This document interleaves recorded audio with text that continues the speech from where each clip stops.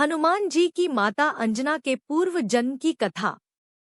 नमस्कार दोस्तों, जय श्री राम। आए जानते हैं अंजना की पूर्व जन्म की कथा। कहते हैं कि माता अंजनी पूर्व जन्म में देवराज इंद्र के दरबार में अप्सरा पुंजिकस्थला थी। बालपन में वो अत्यंत सुंदर और स्वभाव से चंचल थी। एक बार अपनी चंचलता में ही उन्होंने तपस्या करते एक तेजस्वी ऋषि के साथ अभद्रता कर दी थी। गुस्से में आकर ऋषि ने पुंजिकस्थला को श्राप दे दिया कि जा तू वानर की तरह स्वभाव वाली वानरी बन जा। ऋषि के श्राप को सुनकर पुंजिकस्थला ऋषि से क्षमा याचना मांगने लगी। तब ऋषि ने कहा कि तुम्हारा वह रूप भी परम तेजस्वी होगा। तुमसे एक ऐसे पुत्र का जन्म होगा जिसकी कीर्ति और यश से तुम्हारा नाम युगों युगों तक अमर हो जाएगा। अंजनी को वीर पुत्र का आशीर्वाद मिला। श्री हनुमान जी की बाल्यावस्था। ऋषि के श्राप से त्रेता युग में अंजना में नारी वानर के रूप में धरती पे जन्म लेना पड़ा। इंद्र जिनके हाथ में पृथ्वी के सृजन की कमान है, स्वर्ग में स्थित इंद्र के दरबार महल में हजारों अप्सरा सेविकाएं थीं, जिनमें से एक थी अंजना। अप्सरा पुंजिकस्थला। अंजना की सेवा से प्रसन्न होकर इंद्र ने उन्हें मनचाहा वरदान मांगने को कहा। अंजना ने हिचकिचाते हुए उनसे कहा कि उन पर एक तपस्वी साधु का श्राप है, अगर हो सके तो उन्हें उससे मुक्ति दिलवा दें। इंद्र ने उनसे कहा कि वह उस श्राप के बारे में बताएं, क्या पता वह उस श्राप से उन्हें मुक्ति दिलवा दें। अंजना ने उन्हें अपनी कहानी सुनानी शुरू की। अंजना ने कहा, बालपन में जब मैं खेल रही थी तो मैंने एक वानर को तपस्या करते देखा। मेरे लिए यह एक बड़ी आश्चर्य वाली घटना थी, इसलिए मैंने उस तपस्वी वानर पर फल फेंकने शुरू कर दिए। बस यही मेरी गलती थी, क्योंकि वह कोई आम वानर नहीं बल्कि एक तपस्वी साधु थे। मैंने उनकी तपस्या भंग कर दी और क्रोधित होकर उन्होंने मुझे श्राप दे दिया कि जब भी मुझे किसी से प्रेम होगा तो मैं वानर बन जाऊंगी। मेरे बहुत गिड़गिड़ाने और माफी मांगने पर उस साधु ने कहा कि मेरा चेहरा वानर होने के बावजूद उस व्यक्ति का प्रेम मेरी तरफ कम नहीं होगा। अपनी कहानी सुनाने के बाद अंजना ने कहा कि अगर इंद्रदेव उन्हें इस श्राप से मुक्ति दिलवा सके तो वह उनकी बहुत आभारी होंगी। इंद्रदेव ने उन्हें कहा कि इस श्राप से मुक्ति पाने के लिए अंजना को धरती पर जाकर वास करना होगा, जहां वह अपने पति से मिलेंगी। शिव के अवतार को जन्म देने के बाद अंजना को इस श्राप से मुक्ति मिल जाएगी। इंद्र की बात मानकर अंजना धरती पर आई और केसरी से विवाह। इंद्र की बात मानकर अंजना धरती पर चली आई। एक शाप के कारण उन्हें नारी वानर के रूप में धरती पे जन्म लेना पड़ा। उस शाप का प्रभाव शिव के अंश को जन्म देने के बाद ही समाप्त होना था और एक शिकारन के तौर पर जीवन यापन करने लगी। जंगल में उन्होंने एक बड़े बलशाली युवक को शेर से लड़ते देखा और उसके प्रति आकर्षित होने लगीं। जैसे ही उस व्यक्ति की नजरें अंजना पर पड़ी, अंजना का चेहरा वानर जैसा हो गया। अंजना जोर जोर से रोने लगीं। जब वह युवक उनके पास आया और उनकी पीड़ा का कारण पूछा तो अंजना ने अपना चेहरा छिपाते हुए उसे बताया कि वह बदसूरत हो गई है। अंजना ने उस बलशाली युवक को दूर से देखा था, लेकिन जब उसने उस व्यक्ति को अपने समीप देखा तो पाया कि उसका चेहरा भी वानर जैसा था। अपना परिचय बताते हुए उस व्यक्ति ने कहा कि वह कोई और नहीं वानर राज केसरी हैं, जो जब चाहें इंसानी रूप में आ सकते हैं। अंजना का वानर जैसा चेहरा उन दोनों को प्रेम करने से नहीं रोक सका और जंगल में केसरी और अंजना ने विवाह कर लिया। केसरी एक शक्तिशाली वानर थे जिन्होंने एक बार एक भयंकर हाथी को मारा था। उस हाथी ने कई बार असहाय साधु संतों को विभिन्न प्रकार से कष्ट पहुंचाया था। तभी से उनका नाम केसरी पड़ गया। केसरी का अर्थ होता है सिंह। उन्हें कुंजर सुदान, हाथी को मारने वाला, के नाम से भी जाना जाता है। पंपा सरोवर, अंजना और मतंग ऋषि। पुराणों में कथा है कि केसरी और अंजना ने विवाह कर लिया पर संतान सुख से वंचित थे। अंजना अपनी इस पीड़ा को लेकर मतंग ऋषि के पास गई। तब मंतग ऋषि ने उनसे कहा, पप्पा, कई लोग इसे पंपा सरोवर भी कहते हैं। सरोवर के पूर्व में नरसिंह आश्रम है। उसकी दक्षिण दिशा में नारायण पर्वत पर स्वामी तीर्थ है। वहां जाकर उसमें स्नान करके 12 वर्ष तक तप एवं उपवास करने पर तुम्हें पुत्र सुख की प्राप्ति होगी। अंजना को पवन देव का वरदान। मतंग रामायण कालीन एक ऋषि थे जो शबरी के गुरु थे। अंजना ने मतंग ऋषि एवं अपने पति केसरी से आज्ञा लेकर तप किया था। 12 वर्ष तक केवल वायु पर ही जीवित रही। एक बार अंजना ने शुचि स्नान करके सुंदर वस्त्राभूषण धारण किए। तब वायु देवता ने अंजना की तपस्या से प्रसन्न होकर उस समय पवन देव ने उसके कर्णरंध्र में प्रवेश कर उसे वरदान दिया कि तेरे यहाँ सूर्य, अग्नि एवं सुवर्ण के समान तेजस्वी, वेदांगों का मर्मज्ञ, विश्वंद्य महाबली पुत्र होगा। अंजना को भगवान शिव का वरदान। अंजना ने मतंग ऋषि एवं अपने पति केसरी से आज्ञा लेकर नारायण पर्वत पर स्वामी तीर्थ के पास अपने आराध्य शिव की तपस्या में मग्न थी। शिव की आराधना कर रही थी। तपस्या से प्रसन्न होकर शिव ने उन्हें वरदान मांगने को कहा। अंजना ने शिव को कहा कि साधु के श्राप से मुक्ति पाने के लिए उन्हें शिव के अवतार को जन्म देना है, इसलिए शिव बालक के रूप में उनकी कोख से जन्म लें। तथास्तु कहकर शिव अंतर्ध्यान हो गए। इस घटना के बाद एक दिन अंजना शिव की आराधना कर रही थी और दूसरी तरफ अयोध्या में इक्ष्वाकु वंशी महाराज अज के पुत्र और अयोध्या के महाराज दशरथ अपनी 3 रानियों के कौशल्या, सुमित्रा और कैकेयी 7 पुत्र रत्न की प्राप्ति के लिए श्रृंगी ऋषि को बुलाकर पुत्र कामेष्टि यज्ञ के साथ यज्ञ कर रहे थे।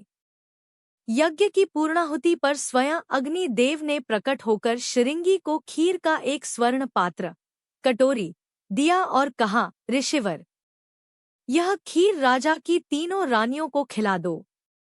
राजा की इच्छा अवश्य पूर्ण होगी। जिसे 3 रानियों को खिलाना था, लेकिन इस दौरान एक चमत्कारिक घटना हुई।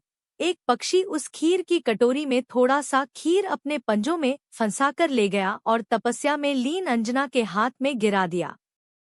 अंजना ने शिव का प्रसाद समझकर उसे ग्रहण कर लिया। हनुमान जी का जन्म त्रेता युग में अंजना के पुत्र के रूप में चैत्र शुक्ल की पूर्णिमा की महानिशा में हुआ। अन्य कथा अनुसार हनुमान अवतार सामान्यत लंकादहन के संबंध में यही माना जाता है कि सीता की खोज करते हुए लंका पहुंचे और रावण के पुत्र सहित अनेक राक्षसों का अंत कर दिया। तब रावण के पुत्र मेघनाद ने श्री हनुमान को ब्रह्मास्त्र छोड़कर काबू किया और रावण ने श्री हनुमान की पूंछ में आग लगाने का दंड दिया। तब उसी जलती पूंछ से श्री हनुमान ने लंका में आग लगा रावण का दम चूर किया। किंतु पुराणों में लंकादहन के पीछे भी एक और रोचक कथा जुड़ी है, जिसके कारण श्री हनुमान ने पूंछ से लंका में आग लगाई। श्री हनुमान शिव अवतार है। शिव से ही जुड़ा है यह रोचक प्रसंग। एक बार माता पार्वती की इच्छा पर शिव ने कुबेर से सोने का सुंदर महल का निर्माण करवाया, किंतु रावण इस महल की सुंदरता पर मोहित हो गया। वह ब्राह्मण का वेश रखकर शिव के पास गया। उसने महल में प्रवेश के लिए शिव पार्वती से पूजा कराकर दक्षिणा के रूप में वह महल ही मांग लिया। भक्त को पहचान शिव ने प्रसन्न होकर वह महल दान दे दिया। दान में महल प्राप्त करने के बाद रावण के मन में विचार आया कि यह महल असल में माता पार्वती के कहने पर बनाया गया, इसलिए उनकी सहमति के बिना यह शुभ नहीं होगा। तब उसने शिवजी से माता पार्वती को भी मांग लिया और भोले भंडारी शिव ने इसे भी स्वीकार कर लिया। जब रावण उस सोने के महल सहित मां पार्वती को ले जाना लगा, तब अचंभित और दुखी माता पार्वती ने विष्णु को स्मरण किया और उन्होंने आकर माता की रक्षा की। जब माता पार्वती अप्रसन्न हो गई तो शिव ने अपनी गलती को मानते हुए मां पार्वती को वचन दिया कि त्रेतायुग में मैं वानर रूप हनुमान का अवतार लूंगा, उस समय तुम मेरी पूंछ बन जाना। जब मैं माता सीता की खोज में इसी सोने के महल यानी लंका जाऊंगा तो तुम पूंछ के रूप में लंका को आग लगाकर रावण को दंडित करना। हनुमान जी की प्रसिद्धि कथा। अंजना के पुत्र होने के कारण ही हनुमान जी को अंजनेय नाम से भी जाना जाता है, जिसका अर्थ होता है अंजना द्वारा उत्पन्न। माता श्री अंजनी और कपिराज श्री केसरी हनुमान जी को अतिशय प्रेम करते थे। श्री हनुमान जी को सुलाकर वो फल फूल लेने गए थे। इसी समय बाल हनुमान भूख एवं अपनी माता की अनुपस्थिति में भूख के कारण आक्रांत करने लगे। इसी दौरान उनकी नजर क्षितिज पर पड़ी। सूर्योदय हो रहा था। बाल हनुमान को लगा कि यह कोई लाल फल है। तेज और पराक्रम के लिए कोई अवस्था नहीं होती। यहाँ पर तो श्री हनुमान जी के रूप में माता श्री अंजनी के गर्भ से प्रत्यक्ष शिवशंकर अपने 11वें रुद्र में लीला कर रहे थे और श्री पवनदेव ने उनके उड़ने की शक्ति भी प्रदान की थी। जब शिशु हनुमान को भूख लगी तो वे उगते हुए सूर्य को फल समझकर उसे पकड़ने आकाश में उड़ने लगे। उस लाल फल को लेने के लिए हनुमान जी वायुवेग से आकाश में उड़ने लगे। उनको देखकर देव दानव सभी विस्मयतापूर्वक कहने लगे कि बाल्यावस्था में ऐसे पराक्रम दिखाने वाला यौवनकाल में क्या नहीं करेगा। उधर भगवान सूर्य ने उन्हें अबोध शिशु समझकर अपने तेज से नहीं जलने दिया। जिस समय हनुमान सूर्य को पकड़ने के लिए लपके, उसी समय राहु सूर्य पर ग्रहण लगाना चाहता था। हनुमान जी ने सूर्य के ऊपरी भाग में जब राहु का स्पर्श किया तो वह भयभीत होकर वहां से भाग गया। उसने इंद्र के पास जाकर शिकायत की, देवराज, आपने मुझे अपनी क्षुधा शांत करने के साधन के रूप में सूर्य और चंद्र दिए थे। आज अमावस्या के दिन जब मैं सूर्य को ग्रस्त करने गया तब देखा कि दूसरा राहु सूर्य को पकड़ने जा रहा है। राहु की बात सुनकर इंद्र घबरा गए और उसे साथ लेकर सूर्य की ओर चल पड़े। राहु को देखकर हनुमान जी सूर्य को छोड़ राहु पर झपटे। राहु ने इंद्र को रक्षा के लिए पुकारा तो उन्होंने हनुमान जी पर वज्रायुध से प्रहार किया, जिससे वे एक पर्वत पर गिरे और उनकी बाईं ठुड्डी टूट गई। हनुमान की यह दशा देखकर वायुदेव को क्रोध आया। उन्होंने उसी क्षण अपनी गति रोक दिया। इससे संसार की कोई भी प्राणी सांस न ले सकी और सब पीड़ा से तड़पने लगे। तब सारे सुर, असुर, यक्ष, किन्नर आदि ब्रह्मा जी की शरण में गए। ब्रह्मा उन सबको लेकर वायुदेव के पास गए। वे मूर्छित हनुमान को गोद में लिए उदास बैठे थे। जब ब्रह्मा जी ने उन्हें सचेत किया तो वायुदेव ने एक नौविज्ञान में निपुण एवं राजनीति में कुशल, अनेक प्रसंगों में सुग्रीव इत्यादि वानर ही नहीं वरन राम भी हनुमान जी से परामर्श करते थे। लंका में प्रथम ही भेंट में हनुमान जी ने सीता के मन में अपने प्रति विश्वास निर्माण किया। इन प्रसंगों से हनुमान जी की बुद्धिमानता एवं मनोविज्ञान में निपुणता स्पष्ट होती है। लंकादहन कर हनुमान जी ने रावण की प्रजा में रावण के सामर्थ्य के प्रति अविश्वास उत्पन्न किया।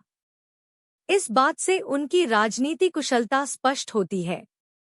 दो शक्तिमानता, हनुमान जी सर्वशक्तिमान देवता है। जन्म लेते ही हनुमान जी ने सूर्य को निगलने के लिए उड़ान भरी। इससे यह स्पष्ट होता है कि वायुपुत्र अर्थात वायु तत्व से उत्पन्न हनुमान जी सूर्य पर अर्थात तेज तत्व पर विजय प्राप्त करने में सक्षम थे। पृथ्वी, आप, तेज, वायु एवं आकाश तत्वों में से तेज तत्व की तुलना में वायु तत्व अधिक सूक्ष्म है अर्थात अधिक शक्तिमान है।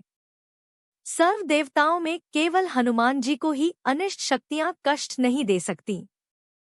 लंका में लाखों राक्षस थे, तब भी वे हनुमान जी का कुछ नहीं बिगाड़ पाए।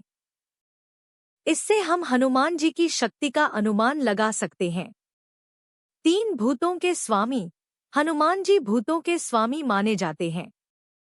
किसी को भूत बाधा हो तो उस व्यक्ति को हनुमान जी के मंदिर ले जाते हैं। साथ ही हनुमान जी से संबंधित स्तोत्र जैसे हनुमत कवच, भीमरूपी स्तोत्र अथवा हनुमान चालीसा का पाठ करने के लिए कहते हैं। 4 भक्ति साधना में जिज्ञासु, मुमुक्षु, साधक, शिष्य एवं भक्त ऐसे उन्नति के चरण होते हैं। इसमें भक्त यह अंतिम चरण है। भक्त अर्थात वह जो भगवान से विभक्त नहीं है। हनुमान जी भगवान श्रीराम से पूर्णतया एक रूप है। जब भी नवविधा भक्ति में से दास्य भक्ति का सर्वोत्कृष्ट उदाहरण देना होता है, तब हनुमान जी का उदाहरण दिया जाता है। वे अपने प्रभु राम के लिए प्राण अर्पण करने के लिए सदैव तत्पर रहते हैं। प्रभु श्रीराम की सेवा की तुलना में उन्हें सब कुछ कौड़ी के मोल लगता है। हनुमान सेवक एवं सैनिक का एक सुंदर सम्मिश्रण है। स्वयं सर्वशक्तिमान होते हुए भी वे अपने आप को श्रीराम जी का दास कहलवाते था। उनकी भावना थी कि उनकी शक्ति भी श्रीराम जी की ही शक्ति है। मान अर्थात शक्ति एवं भक्ति का संगम। 5 जितेंद्रिय सीता को ढूंढने जब हनुमान जी रावण के अंतःपुर में गए, तो उस समय की उनकी मनः स्थिति थी उनके उच्च चरित्र का सूचक है। इस संदर्भ में वे स्वयं कहते हैं, सर्व रावण पत्नियों को निःशंक लेटे हुए मैंने देखा, परंतु उन्हें देखने से मेरे मन में विकार उत्पन्न नहीं हुआ। इंद्रियजीत होने के कारण हनुमान जी रावण पुत्र इंद्रजीत को भी पराजित कर सके। तभी से इंद्रियों पर विजय पाने हेतु हनुमान जी की उपासना बताई गई। 6 भक्तों की इच्छा पूर्ण करने वाले। हनुमान जी को इच्छा पूर्ण करने वाले देवता मानते हैं, इसलिए व्रत रखने वाले अनेक स्त्री पुरुष हनुमान जी की मूर्ति की श्रद्धापूर्वक निर्धारित परिक्रमा करते हैं।